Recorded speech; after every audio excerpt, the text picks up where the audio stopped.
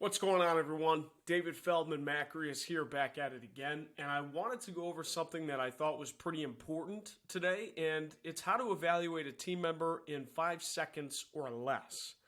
Now, can you really evaluate anyone fully in 5 seconds? No, but what you can do in 5 seconds, very similar to how you meet someone, right? They say that quote, you can instantly tell if you like someone or not, or respect them or not in the first 10 seconds or first 5 seconds or first 7 seconds of meeting someone. And this is sort of the same thing, but you can evaluate just the level and attention to detail that someone shows. But I want to point out this specific instance because it's very important, and it gives this really nice example of just a small little subtlety of what this person does that shows on a macro level of how they think and the principles of how they're going to problem solve. And these little things, the reason why it'll benefit you is because when you observe these little things or know how to point out and recognize these little nuances, then you can get rid of all the fluff of evaluating somebody and just cut right to the meat, right to the core. You can use this on interview tests. You can use this on just, normal conversation. It's just a great little nuance example, and I'm going to show you now. So this video here, it's actually 10 minutes long. I'm not going to go through the entirety of the 10-minute video. In this video, this team member was actually showing me how to create a custom visualization report in Google Analytics 4. And what I want to showcase is a section of it. It's about a minute. I'll pause and narrate when applicable, but I want to show the actual example of what I'm talking about that really, really resonates with, okay, this is how to evaluate a team member in 5 seconds or less. Basically, we're looking for certain signals that they're doing, not telling us that they do, but they're actually doing to just showcase how they do things. And having them record a Loom video and presentation, honestly, is a great way to do it, because if you need them to do something or you need them to walk you through it, it'll demonstrate their presentation skills, the way they conceptualize, their confidence in the tool, and then just how they problem solve. It's literally evaluating a team member is a great way to do off of a Loom video. But I mean, I'm just gonna play it. Let's make this a little bigger, and we'll go from there. All right. So looking at how to create that custom. Let me fast forward to the right point. So in this point, he's creating different events, I believe, in Google Analytics 4. And he's messing around with segments. So it takes some understanding and knowledge, which is like, okay, that's a signal right there to me. Okay, you'll see in the confidence in where he's going and what he's doing that he does know, in fact, what he's doing.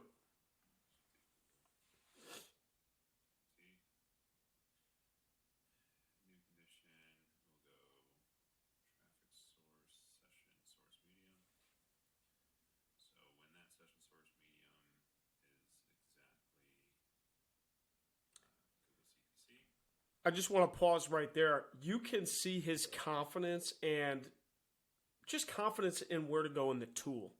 And in Google Analytics 4, you can tell he's done this before. He's looking on where to go, and he's very, very quick with the interface itself.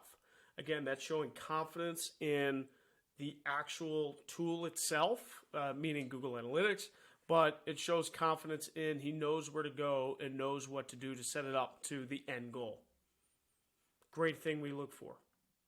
And you can demonstrate that, or you can get someone to record a Loom video of themselves going through it and explaining something to you so you can really understand how they actually think about things and how they move forward. But this isn't quite the example I want to get to yet.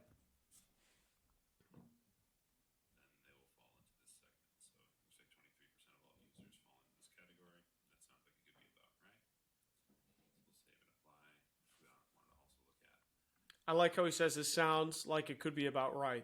So a couple qualifiers in there, but he understands that this is the way I set it up. This is the way I know how to set it up. These are the results we expect, but there's still room to say, okay, maybe something needs to change or something's not wrong. That demonstrates an awareness of what's going on. He's aware that, okay, maybe this isn't the best way to set it up, or maybe there needs to be another condition, so then I can go back and change that. It shows a nice level of awareness in that statement.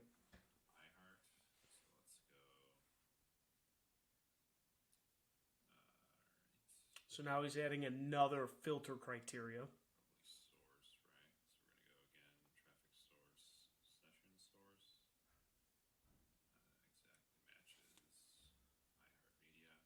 See, this is great too because this can be used as training. If you get someone with confidence, poise, and knowing what to do, you can use this again and again and again to train other people, and you don't necessarily have to take that other person's time.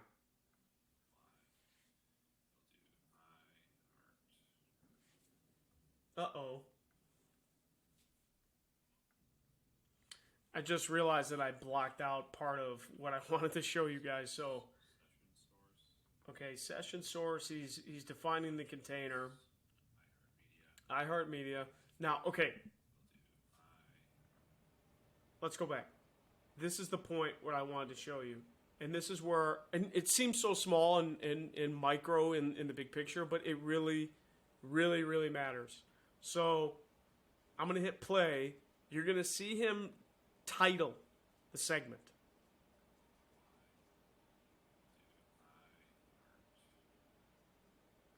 Notice how it just happened right in there. Let me finish it. Did you guys see that? Did you see what happened? Probably not. But that's okay. Let's do it again. Segment. So he's about to type in the name of the segment of what he's defining, okay? iHeart. And then he backspaces. Notice what he backspaces on. iHeart. Oh, I'm trying to get the T in there. It doesn't matter. He spells out the word iHeart. But it's got iHeart is actually not spelled this way. iHeart is spelled this way. Okay? He put a space in here, but there is no space in the actual iHeart. What does he do?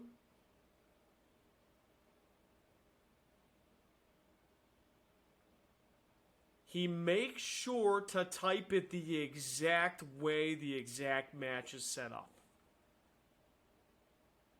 This is a humongous deal.